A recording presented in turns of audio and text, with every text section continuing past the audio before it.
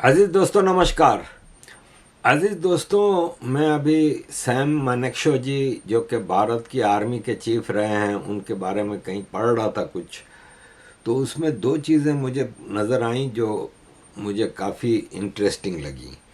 पहली तो ये कि जब 71 की जंग के बाद पाकिस्तान के जंगी कैदी जो थे भारत के पास, तो एक दिन सैम मानेकशॉ जी जाए गए उस कैंप में, और कुछ फौजी थे जवान, जो कि नीचे सबसे निचला दर्जा फौजियों में जवान होता है, इसके ऊपर ज़ाहिर है सारे वो आते हैं, कैप्टन, मेजर और ब्रिगेडियर जनरल्स वगैरह।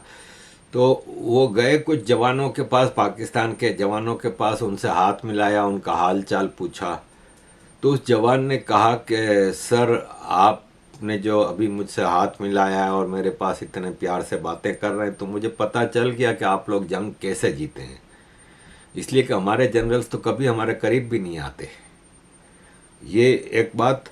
दूसरा ये हुआ कि जब 71 की जंग ख़त्म हुई और सैम मानेकशॉ जी की रिटायरमेंट करीब आ रही थी, तो उनका ड्राइवर श्याम सिंह वो काफ़ी फिक्र में रहने लगा। तो उन्होंने देख लिया, तो उन्होंने पूछा कि हाँ भाई श्याम सिंह, क्या बात है, आजकल ऐसा लगता है जैसे तुम्हारी भैंस ने दूध देना बंद कर दिया है। तो उसने कहा नहीं सर, ऐसी कोई बात नहीं है। और दिन गुजरते गए लेकिन उसने कुछ बोला नहीं, और आखिर फिर एक दिन वो आया और उसने कहा कि सर, मैं आपसे एक रिक्वेस्ट करता हूँ कि मैं जल्दी रिटायर होना चाहता हूँ, तो आप मेरी रिटायरमेंट के लिए ऊपर रिक्वेस्ट भेज दें। तो सैम जी ने कहा, क्यों, तुम क्यों इतनी जल्दी रिटायर होना चाह रहे हो? तुम्हारा कोई मसला है, ख़ानदानी मसला है, कोई चीज़ है? अपनी सर्विस करो, मैं तुम्हें नायब सूबेदार बनने के लिए रिक्वेस्ट भी करूँगा फ़ौज में, तुम फ़ौज नहीं छोड़ो। तो उसने कहा नहीं सर, बात कुछ और है, लेकिन मैं आपको इस वक्त नहीं बता सकता, सर्विस छोड़ने के बाद बताऊँगा। जनरल साहब ने कोशिश की और उसकी रिटायरमेंट करवा दी। जब वो रिटायरमेंट हो गई तो फिर उन्होंने पूछा कि हाँ भाई, अब तो खुश हो ना, अब तो बताओ क्यों रिटायर हो रहे थे? तो उसने कहा, सर, आपकी गाड़ी चलाने के बाद मेरे अंदर हिम्मत नहीं थी कि मैं किसी और की गाड़ी चलाऊं। जितना बड़ा मेरे लिए ऑनर आपकी गाड़ी चलाना था, मैं उसी के साथ रिटायर होना चाहता हूं। तो जनरल मानेकशॉ हंस पड़े और बोला, तुम बेवकूफ़ हो, अब क्या करोगे रिटायरमेंट के बाद? तो उसने कहा, कुछ ना कुछ कर ही लूँगा, नौकरी ढूंढूंगा। तो बोले, तुम्हारे पास कितनी एग्रीकल्चर लैंड है? तो उसने कहा, नहीं सर, मैं गरीब खानदान से हूँ, मेरे पास 1 इंच भी ज़मीन नहीं है। तो जनरल साहब को बहुत वो लगा कि यार, ये इसने मेरी खातिर सिर्फ इसने अपनी जॉब छोड़ दी। तो उन्होंने उसको एक लिफाफा दिया और बोला कि ये लिफाफा घर जाके खोलना, अभी नहीं खोलना। खैर वो आया घर, उसने अपनी वर्दी उतारी और अपनी बीवी को वर्दी दे दी, उसी में वो लिफाफा पड़ा था। और पड़ी रही वर्दी उधर, कुछ दिन तक वो जॉब वॉब ढूंढता रहा। फिर एक दिन इसकी बीवी आई, इसने कहा, आपकी वर्दी को मैं फोल्ड करके सूटकेस में रख रही थी, तो उसमें से ये लिफाफा निकला है। तो लिफाफा खोला तो पढ़ना आता नहीं था उनको। तो वो लेके गए अपना मास्टर जी के पास। मास्टर जी ने पढ़ के बताया कि पहले तो मास्टर जी हैरान रह गए, और फिर मास्टर जी ने कहा कि ये सैम मानेकशॉ जी को रिटायरमेंट के बाद फौज की तरफ से, गवर्नमेंट की तरफ से 25 एकड़ ज़मीन दी गई थी, वो उन्होंने तुम्हारे नाम कर दी है। अजीज़ दोस्तों, भारत की सेना की मैं अगर हमेशा कहता हूँ कि इज्जत करता हूँ, तो उसके पीछे कारण है। भारत के फौजियों के बच्चे यूरोप अमेरिका में नहीं पढ़ते। अगर किसी का इक्का दुक्का कोई केस है भी, तो वो फिर अमीर घर का फौजी होगा। इसके अलावा भारत के फौजी रिटायरमेंट के बाद विदेश नहीं चले जाते, भारत में ही रहते हैं। मेजर गौरव आर्या साहब का मैं एक प्रोग्राम देख रहा था, उसमें वो बता रहे थे कि पाकिस्तान के फौजी जनरल्स के घर और भारत के फौजी जनरल्स के घर का आप कंपेयर करें तो आप हैरान रह जाएंगे।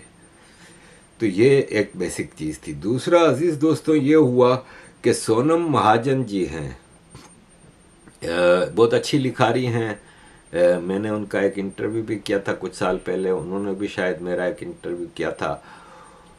उन्होंने अभी एक पोस्ट लगाई थी कि मैंने आज तक पाकिस्तान में रहने वाले मुहाजिरों में से किसी को भी ऐसे नहीं देखा जो सैयद ना हो, जो पीछे 3 कैनाल की कोठी ना छोड़ गया हो, 200 एकड़ की ज़मीन ना छोड़ गया हो, खेत खलियान सब ना छोड़ के गया हो। हर मुहाजिर अपने आप को सैयद कहता है, नवाब कहता है और ये सब चीज़ें बताता है। खैर, मैं उनकी इस बात से बिल्कुल इख्तलाफ नहीं करूँगा कि ऐसा है। काफ़ी पाकिस्तान में लोग रहने वाले हैं, वो अपनी औकात भूल गए हैं कि वो क्या थे और क्या हो गए हैं। देखें, असल कहानी यह है कि मैं तो अपने आप को हमेशा से बताता रहा हूँ, आज से नहीं शुरू से, कि हमारे जो पुरखों के लोग थे वो हिंदू थे, हम कोई सैयद वैयद नहीं थे। ठीक है। नंबर 2 ये कि मैं कभी ये नहीं कहा कि हम पीछे इंडिया में अमीर थे या कुछ थे। मेरे नाना बहुत बड़े बिजनेसमैन थे और उनका इंडिया के कई शहरों में बिजनेस था। और 41 या 42 में मेरे 2 मामू को उन्होंने कराची भेज दिया था कि कुछ ऐसा लग रहा है कि शायद पाकिस्तान बन जाए और हमें वहाँ जाना पड़े। तो उन्होंने वहाँ पे कराची में दुकान लेके घर खरीद के पूरा बंदोबस्त करके रखा था। और 47 में माइग्रेट करने से पहले नाना ने अपनी प्रॉपर्टियाँ, अपना बिजनेस सब बेच के आए थे, छोड़ के कुछ नहीं आए थे, बेच के आए थे। दादा मेरे आड़त का काम करते थे आजक गांव में। तो इतने छोटे से गांव में आड़त का काम कितना ज़्यादा होगा ये आपको अच्छी तरह पता है। तो हम लोअर मिडिल क्लास के लोग थे। मैंने अपने घर की पिक्चर भी दिखाई है, जो आजक में हमारा घर था और छोटा सा घर था, वही छोड़ के आए थे। क्योंकि गांव में ज़्यादातर लोग, कोई घर कौन खरीदेगा, बाहर से तो कोई आके उस गांव में रहता नहीं है। तो एनीवे, तो मैंने तो अपने बारे में कभी ये दावा नहीं किया, लेकिन मेजॉरिटी ये करते हैं। देखें, पाकिस्तान में आप जाएंगे ना, इंडिया पाकिस्तान में ख़ास तौर पे, दोनों मुल्कों में, बांग्लादेश में फिर कम है, इंडिया पाकिस्तान की बात करें तो आपको आधे से ज़्यादा तो सैयद मिलेंगे। कुछ अपने आप को फारूकी कहते हैं। फारूकी का मतलब है उमर फारूक, जो सेकंड खलीफा थे, उनके नाम पे, उनकी निस्बत से कम उनकी नस्ल से हैं। कुछ अपने आप को कुरैशी कहते हैं। कुरैश प्रॉफिट मोहम्मद का कबीला था। उस कबीले के मुख्तलिफ छोटे छोटे कबीले थे कुरैश के अंदर। उसमें बनु हाशिम कबीला ख़ास तौर पे प्रॉफिट मोहम्मद का था। कुछ अपने आप को हाशमी कहते हैं, कुछ सिद्दीकी कहते हैं पहले खलीफा अबू बकर सिद्दीक के नाम पे, कुछ अलवी कहते हैं अली के नाम पे, कुछ हुसैनी कहते हैं हुसैन के नाम पे। यानी जितने प्रॉफिट के रास्ते हैं वो अख्तियार कर लिए कि हम उनसे हैं। जबकि सबको पता है कि ना तो सिंधी सैयद थे, आपको आधे से ज़्यादा सिंधी जागीरदार है ना सैयद मिलेंगे। इवन सिंधियों के जो रहबर हैं, जो लीडर हैं, जिनको सिंधी अपना कौम का फादर ऑफ नेशन मानते हैं, साईं GM सैयद, वो भी सैयद थे। तो सैयद आपको अरबों में कहीं नहीं मिलेगा। अरबों में जो हम नाम लिखते हैं ना, मिस्टर आरिफ आजाकिया या मिस्टर कोई भी, तो मिस्टर को सैयद कहते हैं अरबी में। तो सैयद आरिफ आजाकिया या सैयद करके नाम लिखा जाता है। लेकिन वो वाला सैयद आपको अरबियों में नहीं मिलेगा, जो कि वहाँ के रहने वाले लोग हैं, जहाँ पे सदियों से वहाँ रह रहे हैं। आपको अरबियों में कोई फारूकी, कुरैशी, हाशमी, सिद्दीकी, अलवी, हुसैनी, जाफरी, काजमी, नकवी, शाह कोई नहीं मिलेगा। ये सब आपको इधर इंडिया पाकिस्तान में मिलेंगे। तो ये एक बीमारी है, इधर अपनी औकात भूल जाते हैं ये लोग। मतलब मेमनों के बारे में मैंने अभी एक और रिसर्च रिपोर्ट पढ़ी जिसमें ठोक बजा के बताया गया था कि लोहाना सिंधी कम्युनिटी थी जो सिंध में रहती थी, उसमें जो बिजनेसमैन लोग थे उन्होंने इस्लाम कबूल कर लिया। वजह सिर्फ ये थी के फ़ायदे होंगे। एक तो जिजिया नहीं देना पड़ेगा, दूसरा आपको कोतवाल आपका मुसलमान, काजी आपका मुसलमान, थानेदार आपका मुसलमान, तो कोई केस का बाड़ा हो, कोई कुछ हो तो उसमें आपको फ़ायदा मिलेगा। तो मुसलमान हो गए। फिर गुजरात के भूज इलाके के राजा ने उनको दावत दी कि आप इधर आके सेटल हो जाएं। तो उनमें से काफ़ी लोग माइग्रेट कर गए। वो मोमिन कहते थे उनको, मोमिन से मेमन हो गए। और कुछ ने माइग्रेट नहीं किया। वो आज भी सिंधियों में एक बहुत बड़ी कास्ट है मेमन, सिंधी मेमन। वो मेमनी नहीं बोलते क्योंकि वो तो माइग्रेट किया नहीं उन्होंने, और तो वो सिंधी ही बोलते हैं, लेकिन वो मेमन नहीं है। जबकि वो मेमन जो कि माइग्रेट कर गए थे भूज, तो वहाँ पे काठियावाड़ में, कच्छ में, जो कच्छ में गया वो कच्छी मेमनी बोलने लगा। जो काठियावाड़ गया तो उनकी वो डायलेक्ट है, एक सिंधी गुजराती मिक्स, जिससे मेमनी ज़बान बनी है हमारी। हमारे लोग काठियावाड़ में थे, कुछ कच्छ में चले गए थे। तो आपको आधे से ज़्यादा मेमन सैयद मिलेंगे, जबकि पता है कि वो सिंधी थे, नस्लन सिंधी थे हज़ारों साल से। तो अजीज़ दोस्तों, ये एक बीमारी है जिसको अभी आदिल राजा, मेजर आदिल राजा जो आर्मी के हैं, उन्होंने अहमर मस्ती खान के साथ इंटरव्यू में अहमर मस्ती खान उनको बता रहा था कि आसिम मुनीर अपने आप को सैयद कहता है, जबकि वो हिंदू राजपूत चौहान ख़ानदान से ताल्लुक़ रखता है, जालंधर से, और पार्टीशन के बाद उसने अपने आप को सैयद कहने लगा। ये जलंधर का जो है ये बदमाश आया हुआ है, ये कहाँ से पंजाब का, तो इस वाले पंजाब का तो ये नहीं है, ये बाहर का आया हुआ है। ये जो है इस वक्त आसिम मुनीर, और जो इसका जो स्पोक्स पर्सन है, ये भी तो बाहर का आया हुआ है। ये जो 7 नस्ल तक एक जगह में नहीं रहा है, बाहर के आए हुए हैं। ये कैसे कह रहे हैं आके हमारे ऊपर हुक्मरानी कर रहे हैं? सर, आसिम मुनीर जलंधर से आया है, तो आसिम मुनीर के बारे में इल्जाम लगाया जाता है कि जलंधर में तो ये लोग सैयद नहीं थे। क्या आपको नॉलेज है, इन्होंने पाकिस्तान आके अपने नाम के साथ सैयद और शाह और अहमद लगा दिया? वैसे तो ये जलंधर के अंदर मेरे ख्याल में वहां के कोई चौहान टाइप कोई जात है, उस तरह की जात थी। बहुत से लोगों ने जातें अपनी पार्टीशन के बाद चेंज कर ली जात पात के निजाम के तहत। इसके ऊपर आपके पास कोई इंसाइट है? आज से काफी साल पहले ट्रेन पे मैं सफर कर रहा था, सिंध के अंदरूनी सिंध। एक मुहाजिर शख्स थे, उन्होंने कहा, on the way to Pakistan I change my name to AR Khan. वहां एक तो मुसीबत यह है कि जो भी इंडिया से आए उनके वहां पुदीना के बागात थे। भाई जो भी आए पुदीना के बागात थे, ये कैसे हो सकता है कि हर किसी के पुदीना के बागात हो? ये अमर मस्ती खान हमारे अच्छे मित्र रहे हैं, जिनीवा में कई बार आए थे 90s में, 2000s में, और अमेरिका में रहते हैं। तो ये है अजीज दोस्तों। लगे तो ये भी बता दूं कि आज भारत के मुसलमान, ख़ास तौर पे जो लिखारी और जो लीडर टाइप के लोग हैं, जैसे अवैसी है, जैसे अरफा खानम, ये लोग दावा करते हैं कि हमने पाकिस्तान नहीं बनाया, हमने माइग्रेट नहीं किया, हमने कभी पाकिस्तान मूवमेंट में हिस्सा नहीं लिया। तो ये आंकड़े हैं आपके सामने कि 1946 के जो इलेक्शन थे उसमें आसाम में मुस्लिम सीटें थीं 34, जिसमें से 31 मुस्लिम लीग ने जीती।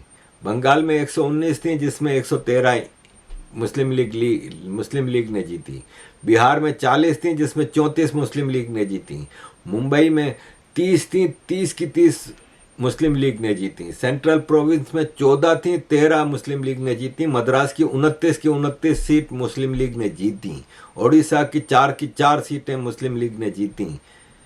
तो अजीज़ दोस्तों, फिर ये कौन से मुसलमान थे कि सारी की सारी सीटें मुस्लिम लीग ने जीती? तो उन्हीं अवैसियों ने, उन्हीं अरफा ने, इनके ख़ानदानों ने मुस्लिम लीग को वोट दिया था ना। मुस्लिम लीग ने 46 के इलेक्शन में ये सब सीटें किस नाम से जीती थी? पाकिस्तान के नाम से, क्योंकि 1940 में लाहौर में मुस्लिम लीग ने रेजोल्यूशन अडॉप्ट किया था कि ब्रिटिश को चाहिए कि हमारे लिए एक आज़ाद मुसलमान देश बनाया जाए। तो ये कुछ क्लियरेंस करना चाह रहा था। अजीज़ दोस्तों, ISI का एक बहुत बड़ा ग्रुप, टेरर ग्रुप पकड़ा गया है। दिल्ली पुलिस के स्पेशल सेल ने 9 लोगों को, टेररिस्टों को, पाकिस्तान की ISI और दाऊद इब्राहिम ग्रुप के साथ कनेक्शन में पकड़ा गया है। उनके पास से ग्रेनेड्स, एक्सप्लोजिव मटेरियल, काफ़ी चीज़ें निकली हैं, और ये है कि ये लगातार आपको पता है कि पाकिस्तान की इन्वेस्टमेंट है जो पाकिस्तान भारत में टेररिज्म के लिए करता रहता है। पाकिस्तान आर्मी टेररिस्ट क्रिएट करती है अफ़गानिस्तान और इंडिया में तबाहियां करने के लिए। Air vice marshal Abid Rao साहब, आपकी जानिब बढ़ूंगा। अगर टेररिज्म की बात की जाए तो उसमें जो क्लैरिटी है वो बहुत ज़रूरी है, और वो अब पाकिस्तानी क़ियादत की, आर्म फोर्सेस की बिल्कुल क्लैरिटी है कि अगर टेररिज्म होगा पाकिस्तान के अंदर उसका भरपूर जवाब दिया जाएगा। इसको आप कैसे देखते हैं? देखिए, क्लैरिटी तो ज़ियाउल हक के दौर में ही बड़ी थी कि ये अफ़गान हमारे ब्रदर्स हैं, ब्रदर नाम और पता नहीं क्या क्या कहा गया, मुसलमान उम्मा।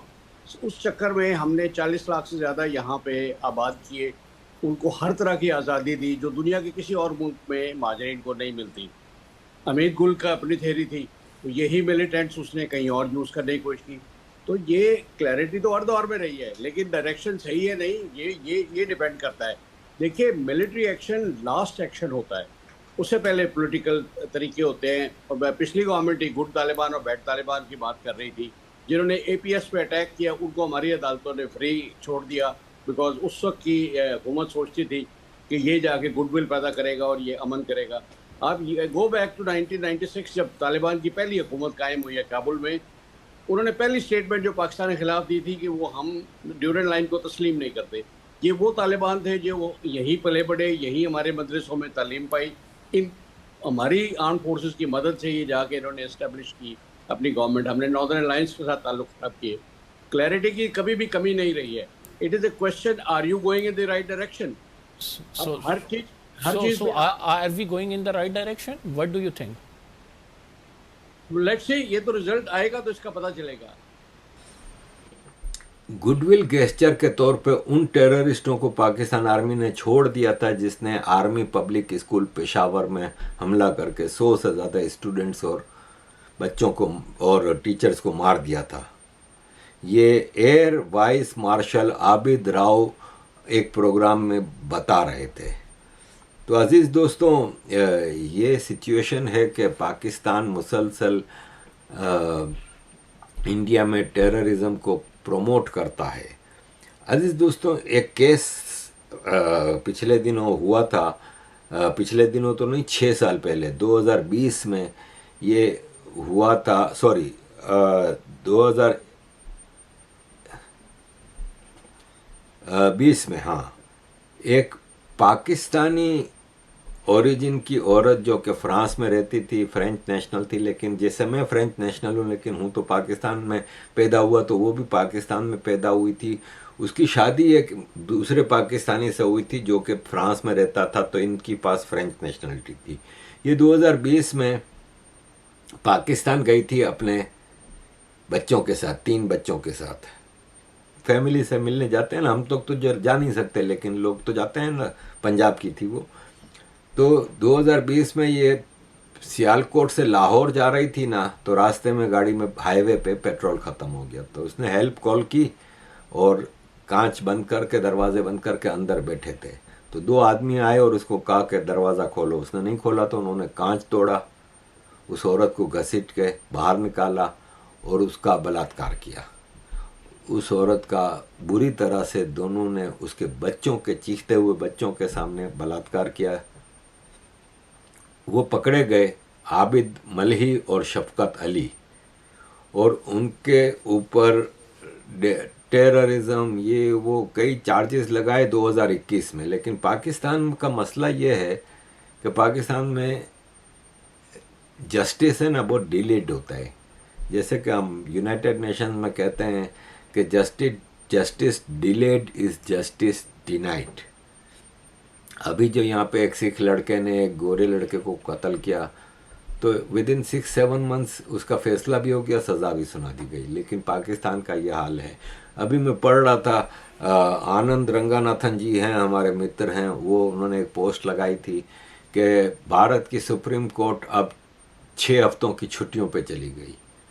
53 मिलियन केस पेंडिंग में हैं भारत में, लेकिन सुप्रीम कोर्ट अब 6 हफ्ते की छुट्टियों पे चली गई। ये छुट्टियां यहाँ भी होती हैं, ऐसा नहीं है, लेकिन एक तो लिमिट होती है, दूसरा आपका जस्टिस सिस्टम को आपको करेक्ट करना होगा। पाकिस्तान और इंडिया का जस्टिस सिस्टम का बड़ा मसला है, जिसमें ख़ास तौर पे पाकिस्तान का बहुत मसला है। तो इन दोनों को अब जो जो जिन्होंने इस औरत का बलात्कार किया था उसको सज़ाए मौत हुई है, और पाकिस्तान इसको पूरी दुनिया में कैश करा रहा है कि देखें हमने एक फ्रेंच औरत को के रेपिस्ट को सज़ा दे दी, जबकि वो फ्रेंच नहीं पाकिस्तानी थी, अपने टूरिस्ट नहीं थी, अपनी फैमिली से मिलने आई थी। अजीज दोस्तों, पिछले दिनों पाकिस्तान का एक पार्लियामेंट्री डेलीगेशन है ना, 9 मेंबर्स ऑफ पार्लियामेंट, वो चाइना गया था। तो चाइना में पाकिस्तान एम्बेसी है ना जो बीजिंग में, उसने इनके साथ कोई अच्छा ट्रीटमेंट नहीं किया।